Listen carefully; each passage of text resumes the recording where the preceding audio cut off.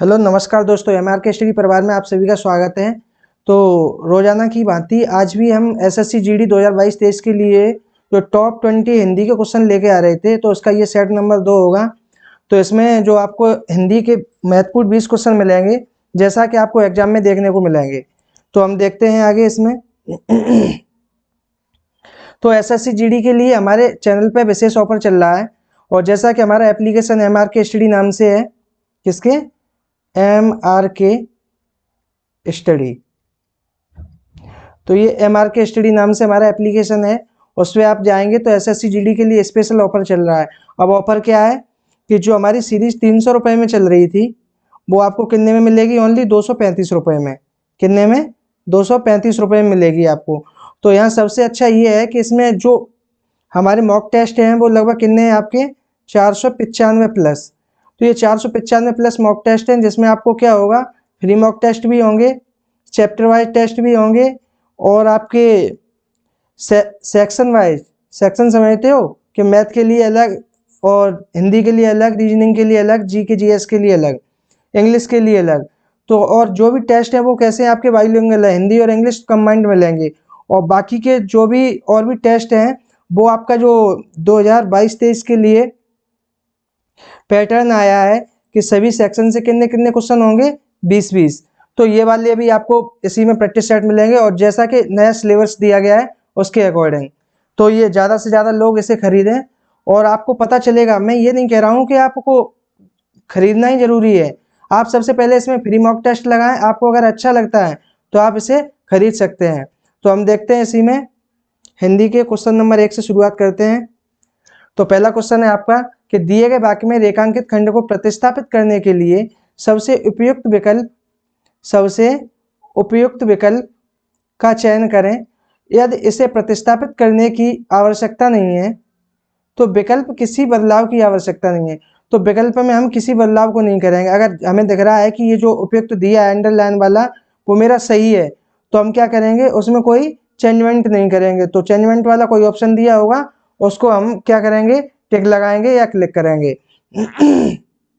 तो जैसे क्वेश्चन दिया है मेरा कि घनी झाड़ियों के पीछे छिपकर बैठी बकरी शेर के जाने के प्रतीक्षा करने लगी।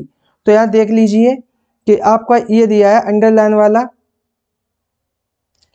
जो रेखांकित भाग है, उसे हम देख लेते हैं कि शेर के जाने के प्रतीक्षा करने लगी। तो मेरा सबसे पहले देखो, जो भी हमारे क्या होते हैं, इस प्रकार के जो शब्द होते हैं इसमें दो प्रकार की त्रुटि मिलेंगी आपको खास तौर पे। एक तो लिंग संबंधी और या कारक संबंधी। कितने प्रकार की त्रुटि मिलेंगी? 2 प्रकार की। या तो आपको लिंग संबंधी त्रुटि होगी या कारक संबंधी। अब यहाँ हम देख लेते हैं, क्योंकि कारक संबंधी तो मुझे इसमें नहीं दिखाई दे रही है, क्योंकि यहाँ बकरी की बात हो रही है। बकरी कैसी है? स्त्रीलिंग होगी। कैसी होगी? स्त्रीलिंग होगी बकरी। तो स्त्रीलिंग, अब स्त्रीलिंग के हिसाब से देखते हैं हम कि बकरी शेर के जाने के प्रतीक्षा करने लगी। तो शेर के जाने के, अब यहाँ बकरी है, अब यहाँ पर देखेंगे जो बकरी स्त्रीलिंग है तो इसमें स्त्रीलिंग के हिसाब से तो नहीं बन रहा है। अब इस पर यहाँ जो त्रुटि होगी वो किससे संबंधित होगी? के से बन रही है। तो के मेरे काकी के रारी रे, ये सारे क्या होते हैं? ये सब किस में आते हैं? कारक में आते हैं। अगर कारकों का एग्जाम्पल दिया जाएगा तो इसमें ये काकी के रारी रे, सासी से, के द्वारा, ये सारे हमारे आपको क्या मिलेंगे? ये अक्षर देखने को मिलेंगे या शब्द मिलेंगे। तो हम देख लेते हैं कि घनी झाड़ियों के पीछे छिपकर बैठी बकरी शेर के जाने का प्रतीक्षा करने लगी। तो शेर के जाने का प्रतीक्षा या शेर के जाने की प्रतीक्षा? तो हम देखते हैं ऑप्शन में कि शेर के जाने की प्रतीक्षा करने लगी। तो घनी झाड़ियों में पीछे छिपकर बैठी बकरी शेर के जाने की प्रतीक्षा करने लगी। तो जो इसका सही आंसर होगा वो क्या होगा हमारा? फर्स्ट आंसर क्या होगा? सही होगा। किसके जाने की प्रतीक्षा करने लगी? शेर के जाने की।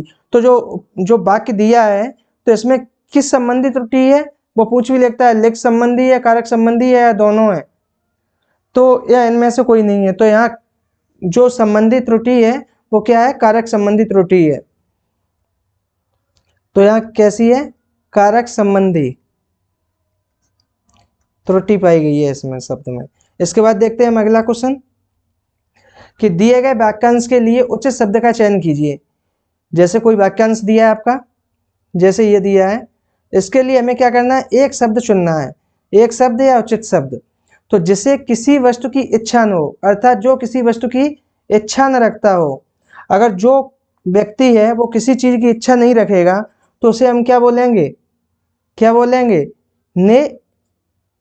निस्पृह, निस्पृह। तो इसका जो सही आंसर होगा वो क्या होगा, निस्पृह। तो जैसे बहुत सारे लोग होते हैं, जैसे ये कोई एक वाक्य दिया होता है उसके लिए एक शब्द होता है, जैसे जो पहले जन्मा हो, जैसे जो पहले जन्मा हो, अर्थात जो पहले जन्मा हो उसे क्या बोलेंगे हम, अग्रज। माने आगे, अग्रज माने जो पहले जन्मा हो। तो जो पहले जन्मा हो उसे क्या बोलेंगे, अग्रज, अर्थात या जो पहले पैदा हुआ हो। तो या जो, और जैसे जो बाद में जन्मा हो, जो बाद में जन्मा हो। अब बाद वाले को क्या बोलते हैं, छोटे भाई को क्या बोलते हैं, अनुज बोलते हैं। तो जो अब छोटा है तो बाद में ही तो पैदा हुआ है, बाद में पैदा हुआ है, तो उसे हम क्या बोलेंगे, अनुज। और भी है, जैसे जिसकी भाषा द्वारा, जिसका, जिसका भाषा द्वारा वर्णन करना कैसा हो, असंभव हो।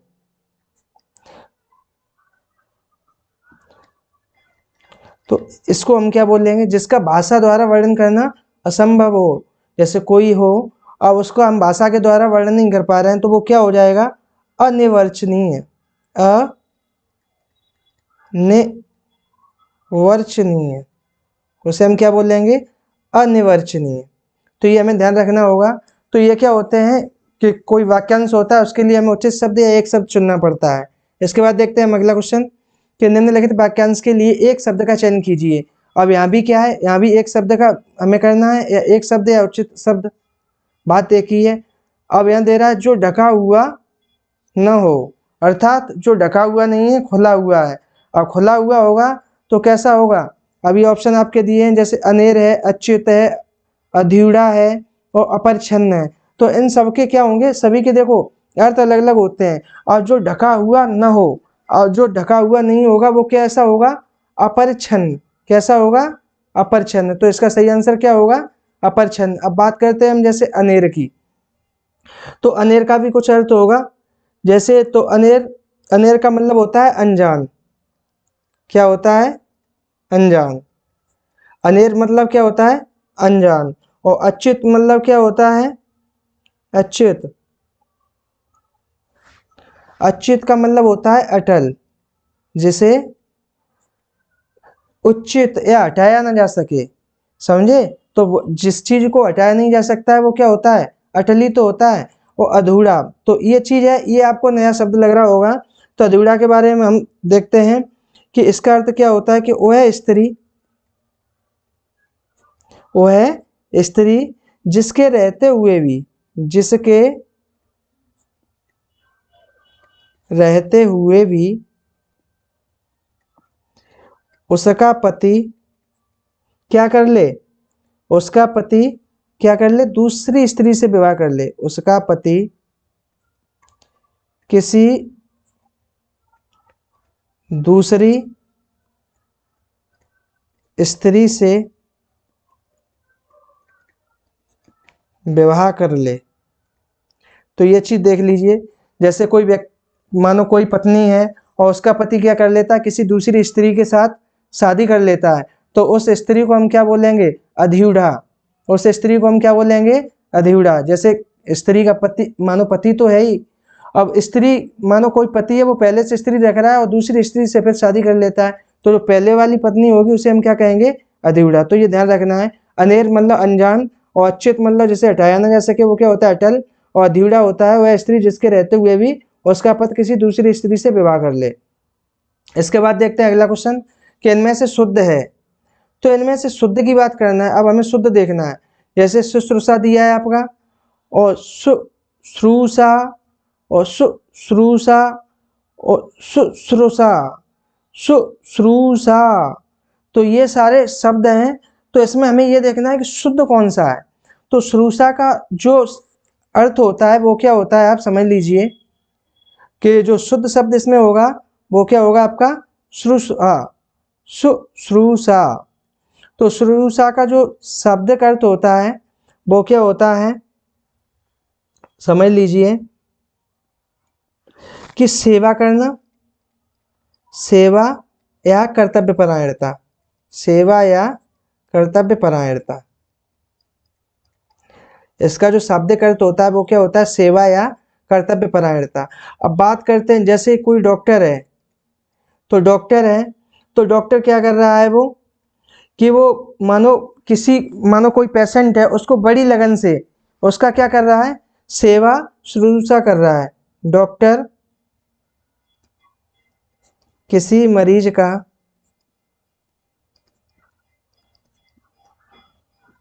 बड़ी लगन से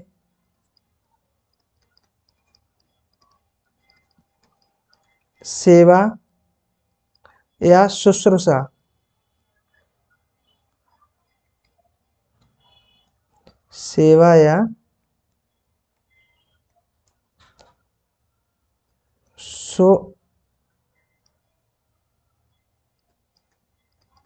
शुश्रूषा कर रहा है। तो ऐसे इसका प्रयोग हो गया। तो यहाँ पे क्या है, जो शुश्रूषा का अर्थ होता है चौथे वाले का, तो सेवा या कर्तव्य परायणता। कर्तव्य मानो किसी का काम की जो कर्तव्य मानो कार्य करने का एक रुचि होना, और कार्य करने की रुचि मतलब किसी में लगन होना। अब मतलब एक कर्तव्य के साथ किसी कार्य को करना, तो वो क्या कहलाएगा आपका, कर्तव्य परायणता। जैसे डॉक्टर का काम होता है मरीजों की सेवा करना, मरीजों की देखभाल करना। तो देखो इसके बाद हम अगला क्वेश्चन, कि दिए गए वाक्य में रेखांकित खंड को प्रतिस्थापित करने के लिए सबसे उपयुक्त विकल्प का चयन करें। जो रेखांकित आपका खंड दिया है उसको प्रतिस्थापित करना है, उसकी जगह में कोई दूसरा शब्द लेके आना है, और वो क्या करता है, उसका विकल्प का कैसा होता है, उपयुक्त होता है। तो इसका चयन करना है मुझे। यदि इसे प्रतिस्थापित करने की आवश्यकता नहीं है तो विकल्प किसी बदलाव की आवश्यकता नहीं है, तो हम विकल्प कौन सा लगाएंगे, किसी बदलाव की आवश्यकता नहीं है का चयन करेंगे। तो हमारा क्या है, शब्द क्या है कि एक माताहीन बालक रेलवे स्टेशन पर पाया गया। एक माताहीन, तो देखो यहाँ पे क्या है, माताहीन दिया है, ये कैसा रेखांकित है, तो हमें माताहीन कैसा लग रहा है, बाकी के हिसाब से उपयुक्त तो नहीं लग रहा है।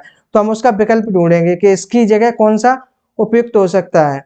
तो देखो जैसे माता रहित, क्या अच्छा लग रहा है, एक माता रहित रेलवे स्टेशन पर पाया गया, नहीं ठीक लग रहा है, तो इसे हम काट देंगे।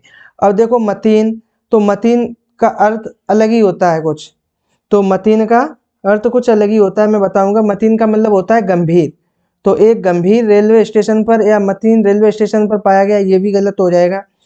अब यहाँ देखिए किसी बदलाव की आवश्यकता नहीं है, तो यहाँ एक ऑप्शन और बचा है, उसे हम देखते हैं कि क्या है, एक मात्रहीन बालक रेलवे स्टेशन पर पाया गया। अब मात्रहीन मात्रहीन का अर्थ क्या होता है, अर्थात जिसकी माता नहीं हो, जिसकी माता नहीं हो, अर्थात उसे हम क्या कहेंगे, मात्रहीन। तो जिसकी माता न हो तो उसे हम क्या कहेंगे, मात्रहीन। और यहाँ भी कह रहा है कि माताहीन बालक, तो माताहीन अच्छा नहीं लग रहा है, इसकी जगह हम क्या उपयोग कर सकते हैं, मात्रहीन। तो इसका जो सही आंसर होगा वो क्या होगा, मात्रहीन बालक। तो मतीन का अर्थ क्या होता है, गंभीर, ये ध्यान रखना। जैसे मतीन का मतलब क्या होगा, गंभीर। तो इसका सही आंसर क्या होगा कि मात्रहीन बालक, माताहीन की जगह क्या लगाएंगे, मात्रहीन। इसके बाद देखते हैं हम अगला क्वेश्चन। अब देखते हैं यहाँ पे है अंटी मारना का अर्थ है। अब ये आपका एक तरीका मुहावरा ही है। अब यहाँ देख लो कि अंटी मारना, अब बुजुर्ग लोग पहले क्या कहते थे, कहावतों में बोल देते थे कि देखो फलाने का मानो किसी का नाम लेके कि उसका बच्चा देखो अंटी मार गया, मानो वो किसी काम के लिए कहते थे, और वो क्या करता था, बात बना के और वहां से निकल लेता था, कोई बच्चा निकल लेता था, तो वो क्या कहते थे कि उसका फलाने का बच्चा और अंटी मार के चला गया। तो कुल मिला के यहाँ पे क्या है, धोखा देना, पछाड़ देना, चाल चलना या चोरी करना। तो यहाँ पे देखो धोखा देना एक चीज अलग हो जाता है, पछाड़ देना भी अलग हो जाता है, चोरी करना भी एक अलग हो जाता है। तो यहाँ जो सही आंसर होगा वो क्या होगा, चाल चलना। क्योंकि वो चाल ही तो चले गया, अरे बाबा जी अभी मैं आ रहा हूँ और थोड़ी देर में मैं ये काम कर दूंगा, और वो क्या हुआ फिर वापस आया ही नहीं, तो क्या कर गया, वो अंटी मार गया। तो यहाँ देख लेते हैं, तो अंटी मारना का अर्थ क्या होता है, चाल चलना। और धोखा देना, अब धोखा देना की बात करते हैं, तो धोखा देना क्या होता है, किसी को छलना, छलना और या भ्रम में डालना, क्या, भ्रम में डालना। तो ये हो गया धोखा देना, किसी को भ्रम में डाल दिया या उसको छलना। अब पछाड़ देना, पछाड़ देना का तो मतलब समझते हो, किसी को क्या किया, पछाड़ देना मतलब परास्त कर दिया, परास्त करना। या इसका दूसरा भी अर्थ होता है दांत खट्टे करना। कहते नहीं है कि उसके दांत खट्टे कर दिए, मानो जैसे भारत ने पाकिस्तान के दांत खट्टे कर दिए, तो पाकिस्तान को क्या कर दिया, पछाड़ी तो दिया या परास्त कर दिया। और उसके बाद एक हो गया आपका चोरी करना। तो चोरी करना तो आप जानते ही हो, चोरी करना इसका मुहावरा क्या होता है, हाथ साफ करना। कहते हाथ, जो हाथ साफ कर लिए अर्थात चोरी कर ली। तो अक्सर ये पेट्रोल पंप वगैरह पे कहते नहीं है, आज तो हाथ साफ कर लिए, तो वो क्या कहते हैं, मतलब कुल मिला के उन्होंने क्या कर ली, चोरी कर ली। तो इसके बाद देखते हैं हम कि दिए गए शब्द का पर्यायवाची ज्ञात कीजिए। तो आपका जो शब्द है उत्साह, और उत्साह का मुझे क्या ज्ञात करना है, पर्यायवाची। पर्यायवाची क्या होता है, पर्यायवाची या समानार्थी, बात एक ही होती है जिसके अर्थ समान हो। तो उत्साह, उत्साह का देखिए यहाँ दिया है आपका जलसा, क्या हो सकता है, नहीं। मह का कोई अर्थ नहीं होता है। उमंग और क्षण, तो यहाँ देख लीजिए कि उमंग का भी होता है, क्षण का भी होता है, मह का कोई अर्थ नहीं होता है। जलसा, जलसा का भी होता है। तो यहाँ देख लीजिए जो उत्साह, उत्साह मतलब एकदम क्या होता है, किसी के अंदर क्या होता है, जब उत्साह होता है तो क्या होता है, जोश होगा या उमंग होगी, और या हौसला होगा, उबाल होगा, ये सब क्या होते हैं, उत्साह के पर्यायवाची होते हैं। अब देख लीजिए इसमें से क्या दिखाई दे रहा है, उमंग क्या है, उत्साह का क्या हो जाएगा, उमंग। अब जलसा का देख लीजिए आप, तो जलसा, जलसा कहाँ पे होता है, कोई समारोह हो, समारोह हो, या फिर क्या हो, जश्न हो, त्योहार हो, पर्व हो, या आपका क्या हो, उत्सव हो, या आपका क्या हो, आनंद।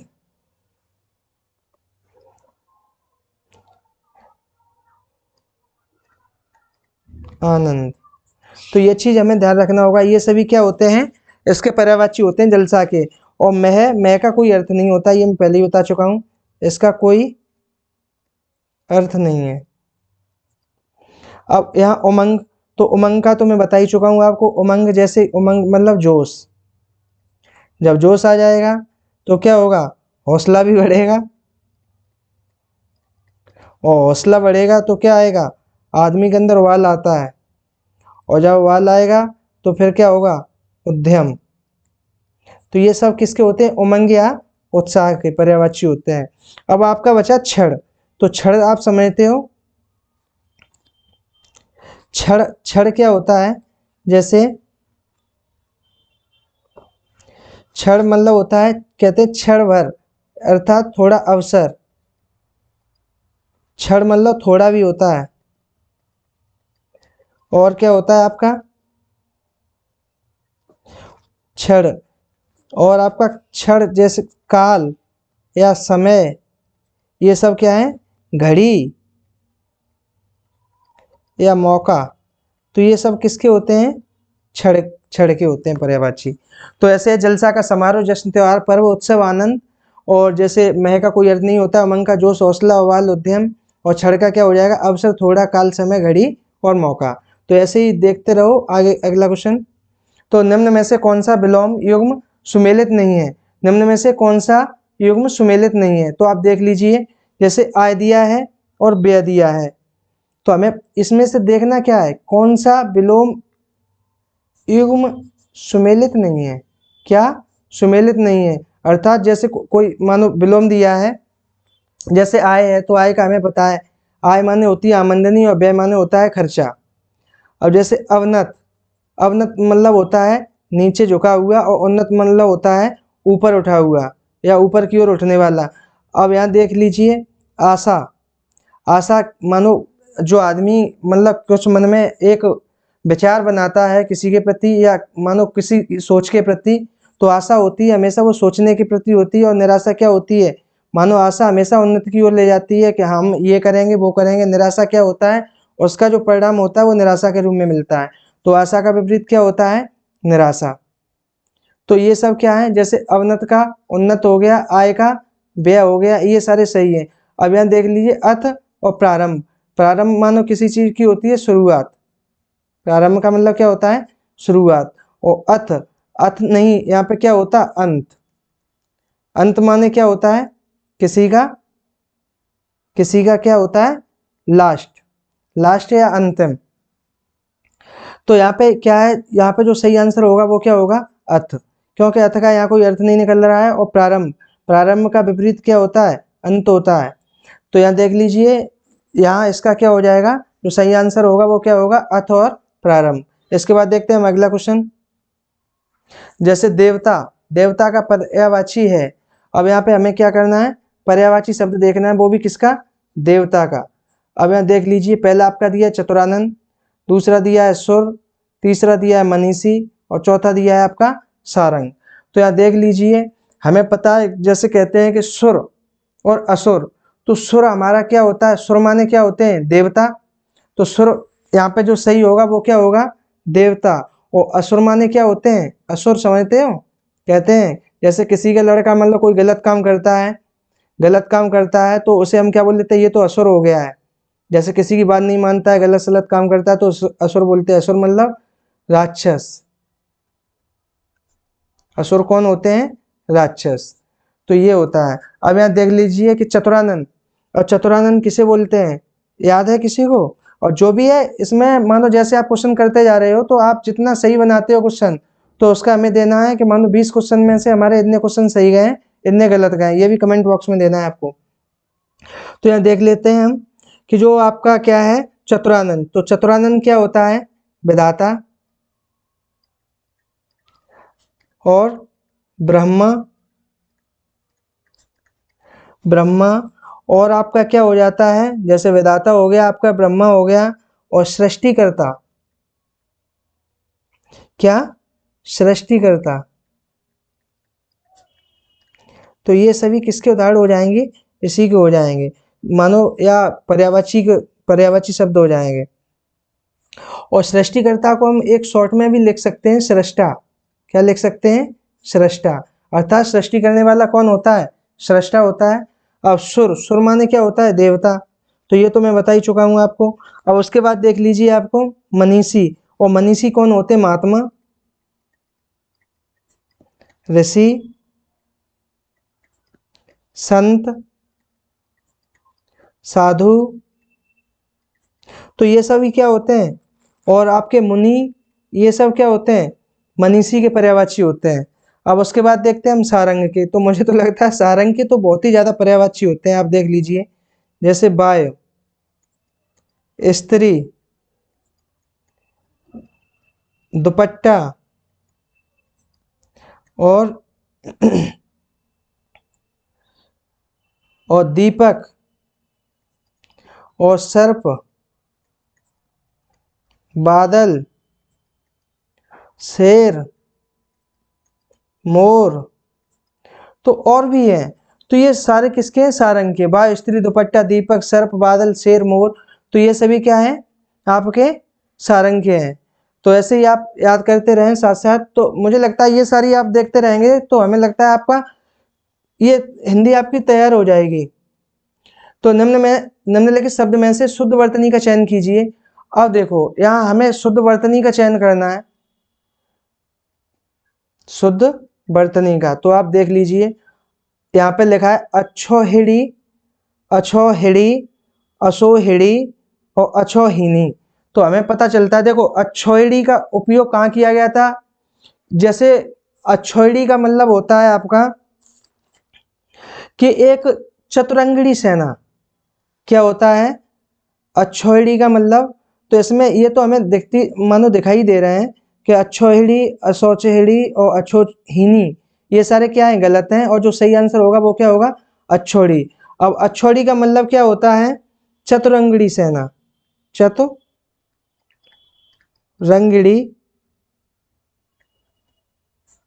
सेना। तो चतुरंगड़ी सेना, या हम इसे और भी कह सकते हैं कि सेना की एक बड़ी इकाई, सेना की एक बड़ी इकाई।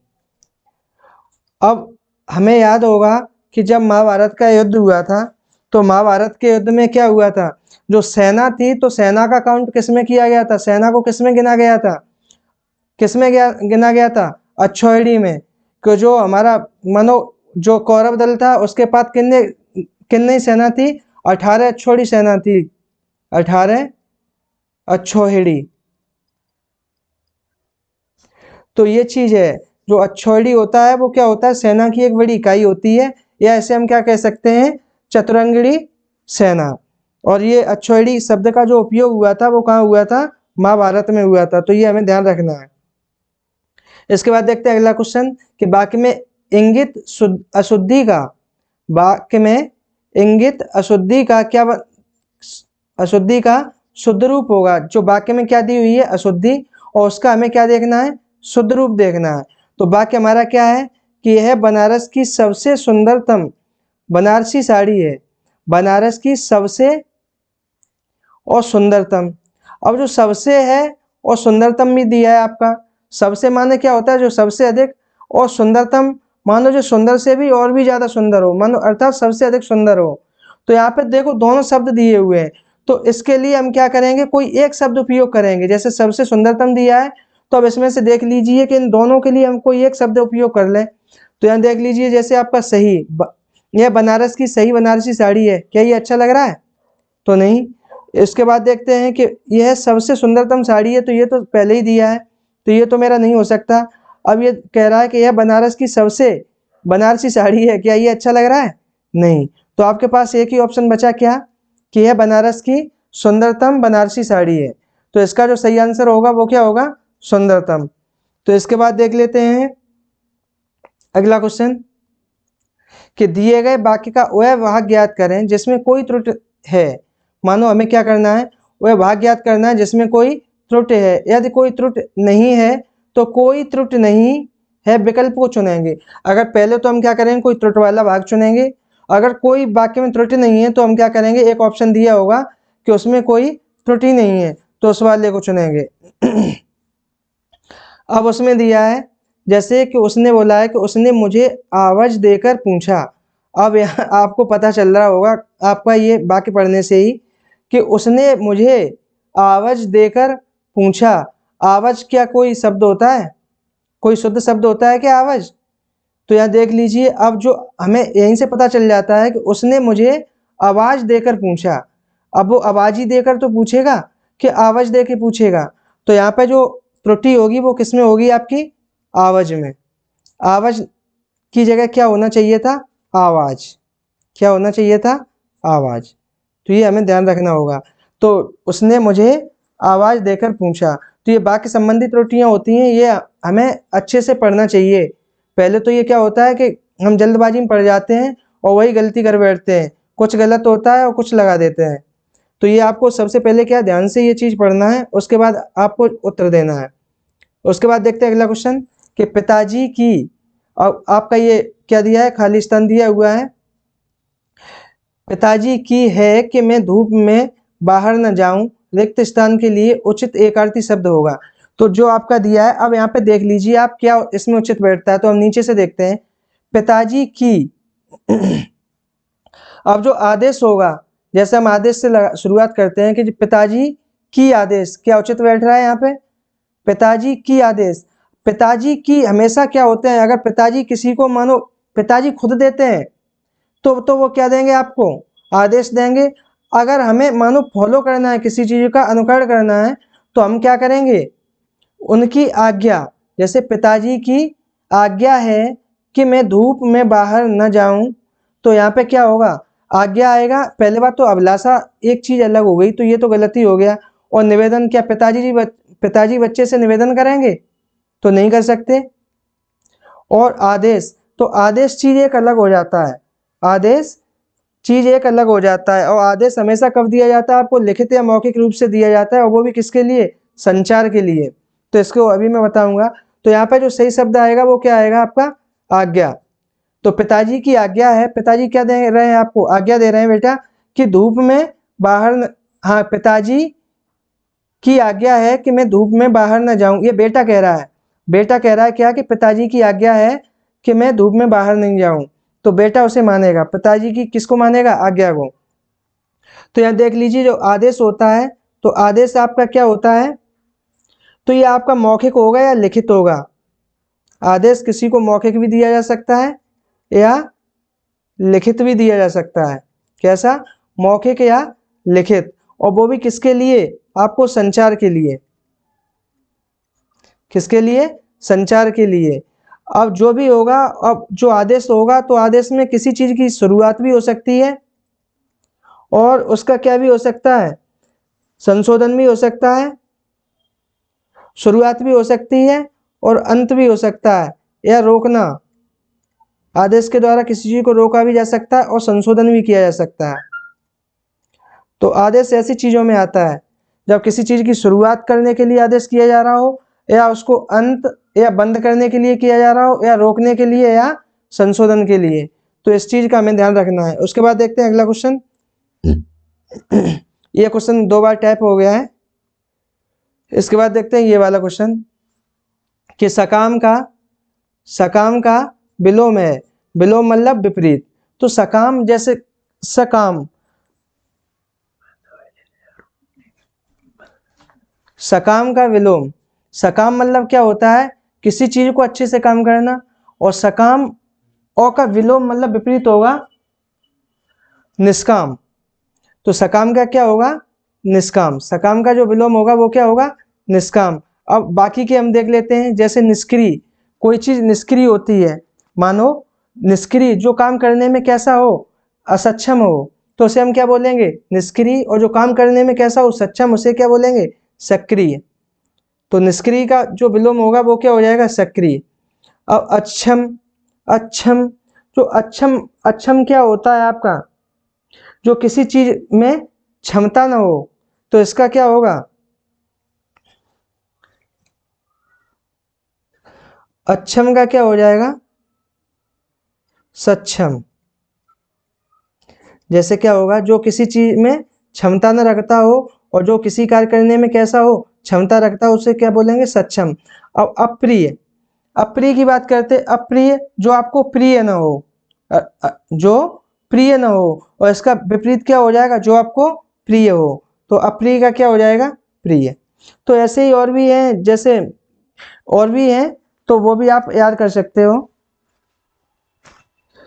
तो इसके बाद देखते हैं हम अगले क्वेश्चन।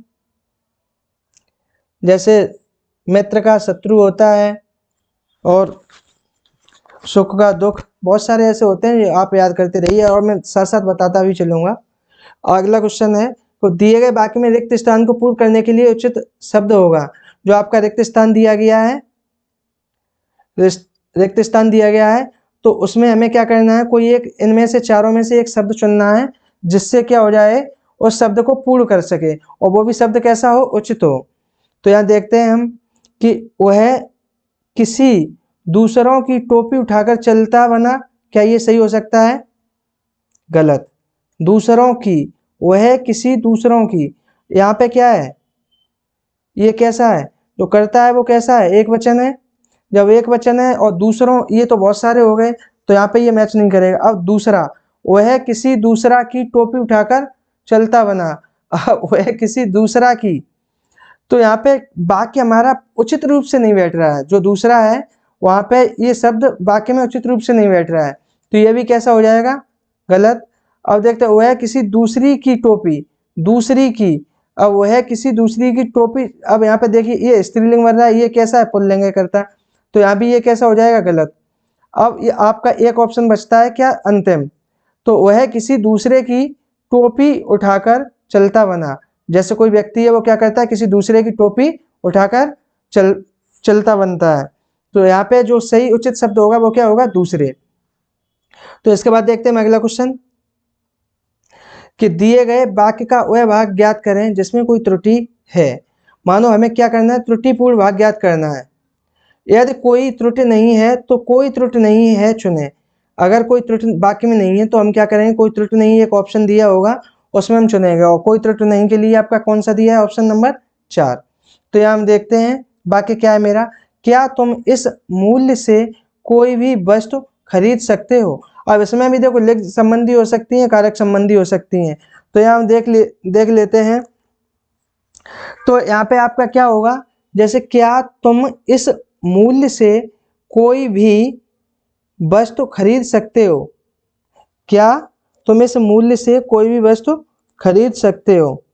तो यहाँ पे देख लीजिए, क्या इस मूल्य से कोई वस्तु खरीद सकते हो, तो यहाँ कारक संबंधी है, जो से है वहां पे क्या आएगा, से की जगह हमें क्या यूज करना पड़ेगा, पर। क्या होता है, क्या तुम इस मूल्य पर कोई वस्तु खरीद सकते हो, मेरा वाक्य कैसा हो गया, शुद्ध। अब से की जगह क्या आ रहा है, पर। अब से किस में आता है, से किस में आता है, अपादान कारक में। से किस में आता है, अपादान कारक का अगर उदाहरण देखोगे तो उसमें से आएगा। और अब पर किस में आता है, पर। इसमें देखो मैं भी आ जाता है,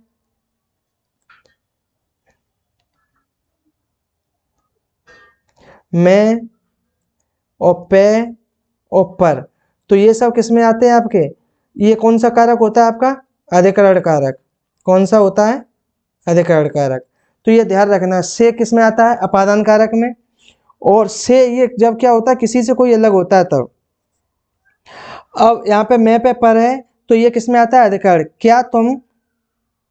क्या तुम इस मूल्य पर कोई भी वस्तु खरीद सकते हो। अब ये शुद्ध हो गया वाक्य। तो इसके लिए जो भी अशुद्धि है वो किसमें है, आपके किसमें, 2 नंबर में। तो इसके लिए सही ऑप्शन क्या होगा, 2 वाला, जिसमें 2 लिखा है। इसके बाद देखते हैं अगला क्वेश्चन कि हाथ का पर्यायवाची शब्द होगा। अब हाथ, तो हाथ का देख लीजिए, हाथ का पर्यायवाची शब्द कौन सा होगा, नग। नग तो समझते हो, नगीना वगैरह। तो ये सब क्या होते हैं, क्या ये हाथ का पर्यायवाची होता है, तो ये नहीं हो सकता। शार्दुल, शार्दुल समझते हो, ये शेर का होता है। अब पतंग, तो पतंग आप समझते हो, पतंग किसका होता है, ये शरीर का भी हो जाता है आपका ये सूर्य का भी हो जाता है। तो अब यहाँ खाली क्या बचा आपका, पाड़ी। तो हाथ का पर्यायवाची क्या होगा, पाड़ी। तो यहाँ आप देख लीजिए, नग, नग मतलब क्या होता है, नगीना। नग का पर्यायवाची क्या होगा, नगीना हो जाएगा, रत्न हो जाएगा, और मणि हो जाएगा। और भी हैं बहुत सारे हैं, देख लीजिए, संख्या हो जाएगा। कहते हैं कितने नग हो गए, कि 12 नग हो गए साहब। तो ये क्या है, एक संख्या को निरूपित करता है ना, नग। और आपका अडेंग हो जाएगा, अडेंग अर्थात जो डेगे नहीं। और इसका क्या हो जाएगा, पेड़ या वृक्ष भी हो जाएगा, और आपका पहाड़ भी हो जाएगा, क्या, पहाड़। तो ये सारा हमें ध्यान रखना है। और शार्दुल, शार्दुल क्या होता है, शेर होता है आपका। और शेर को क्या भी बोलते हैं, केसरी। तो केसरी हो गया, शेर हो गया, सिंह हो गया।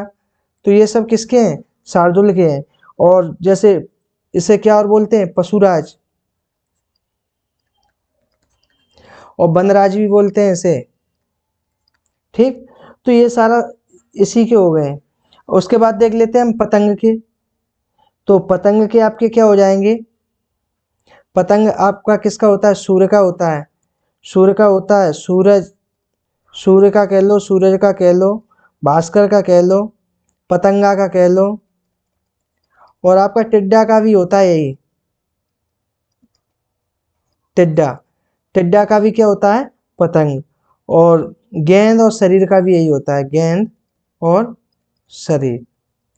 तो ये सारे हम आपको बता चुके हैं। जैसे पतंग, पतंग किसे कह सकते हैं, पतंग का पर्यायवाची कौन कौन हो जाएगा, सूर्य, सूरज, पतंगा, भास्कर, टिड्डा, गेंद, शरीर। तो ये सारे पतंग के हो गए। सूर्य का, शार्दुल का होगा केसरी, सिंह, पशुराज, वनराज, और नग का होगा नगीना, रत्न, मणि, संख्या, अड़ेग, पेड़, पहाड़। तो ये हमें सारे याद रखने हैं। साथ ही साथ उसके बाद देखते हैं अगला क्वेश्चन कि जिसकी उपमा न दी जा सके, जिसकी उपमा न दी जा सके। तो ये सभी जानते होंगे कि जिसकी उपमा न दी जा सके उसे हम क्या कहते हैं, जिसकी उपमा न दी जा सके वाक्य के लिए उचित शब्द होगा। तो आप समझते होंगे कि जिसकी उपमा न दी जा सके वो कैसा होगा, अनुपम। कैसा होगा, अनुपम। अब बात करते हैं अपूर्व की। तो अपूर्व, अपूर्व अ माने नहीं और पूर्व माने पहले। जो पहले मानो जो पहले नहीं हुआ, अर्थात जैसा पहले नहीं हुआ या जो पहले नहीं हुआ, जो पहले नहीं हुआ। और जो की जगह जैसे जैसा भी आ सकता है, जैसा पहले नहीं हुआ। तो अब देखते हैं अद्भुत। अद्भुत का मतलब समझते हो, विचित्र। मानो कोई विचित्र घटना हुई हो, ये आपका क्या हुआ हो, कोई विचित्र पदार्थ हो, व्यक्ति हो, कुछ भी हो सकता है, ठीक है। तो कुल मिला के जो अद्भुत होता है वो विचित्र के लिए आता है, या आश्चर्यजनक। विचित्र या आश्चर्यजनक भी हम बोल सकते हैं इसे, क्या, आश्चर्यजनक, ठीक। तो अब देखते हैं हम उधर। तो उधर क्या होता है, जो कहते नहीं उधर देखो तो उस ओर देखो, उस ओर। तो ये हमें ध्यान रखना है। तो जैसे अनुपम, अनुपम किसे बोलते हैं, जिसकी उपमा दी जा सके। और अपूर्व क्या होता है, जो पहले नहीं हुआ हो या जैसा पहले नहीं हुआ। अद्भुत क्या होता है, विचित्र या आश्चर्यजनक, चाहे वो घटना हो, पदार्थ हो, व्यक्ति हो, कुछ भी हो। और उधर मतलब उस ओर। तो इसके बाद देखते हैं हम अगला, कि अधिक क्रोध करना।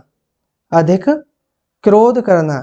तो जो अधिक क्रोध करता है, अर्थ के लिए उचित मुहावरा बताइए। तो अधिक क्रोध करना। तो यहाँ देख लीजिए, आपका ये शायद अंतिम क्वेश्चन है। तो अधिक क्रोध करना का अर्थ क्या होगा, जैसे आंखों का कांटा होना। आंखों का कांटा होना, आंखों में कांटा होगा तो क्या होगा, चुभेगा, समझे। तो अब आंखों में खून उतर आना, आंखें फेर लेना और आंखों में गड़ना। आंखों में गड़ना या आंखों में चुभना, आंखें फेर लेना। मानो किसी विचित्र चीज़ को देख के, या मानो जो आपको अच्छी न लगती हो उसे हम क्या करते हैं, देख के आंखें फेर लेते हैं। और आंखों में गड़ना, जैसे किसी चीज़ को हम आंखों में क्या कहते हैं, देखते ही रह जाते हैं, तो वो क्या होता है, आंखों में गड़ना हो जाता है। अब अधिक क्रोध करना, जैसे कोई व्यक्ति किसी के प्रति अधिक क्रोध करता है तो उसकी आंखें क्या हो जाती हैं, आंखें खून से भर जाती हैं, अर्थात आंखों में क्या हो जाता है, खून उतर जाता है। तो इसमें इसका जो सही आंसर होगा वो क्या होगा, आंखों में खून उतरना। तो यही है आखिरी क्वेश्चन। तो कुल मिला के ऐसे ही हम रोजाना आपके लिए 20 क्वेश्चनों का हिंदी के लिए सीरीज लेके आते रहेंगे और कोशिश करेंगे कि और भी विषयों की सीरीज आपके लिए लेके आते रहें। पर आप सभी से भी निवेदन है कि इस वीडियो को ज़्यादा से ज़्यादा शेयर करें, और जिससे कि क्या होगा, आपका थोड़ा मेरा भी मनोबल लगे बढ़े, और साथ में आपका भी क्या हो, फायदा हो, जिससे आपकी एग्जाम में क्या हो, अच्छे से अच्छे मार्क आप ला सको। तो और मैं आप सभी से एक चीज़ और कहना चाहूँगा कि जितने भी जो भी आप मानो वीडियो देख रहे हैं, तो इसमें से जो क्या होता है, आप जितने भी क्वेश्चन कर पा रहे हैं तो उसमें से हमें बताएं कि हमारे कितना सही हुआ है, कितना गलत हुआ है। और हमारा जो आगे मैं बता ही चुका हूँ कि हमारा ये टेस्ट सीरीज चल रही है MRK स्टडी एप्लीकेशन पे, तो वो ज़्यादा से ज़्यादा उसे ख़रीदें जिससे आप सभी का फ़ायदा हो। तो तब तक के लिए जय हिंद, जय भारत।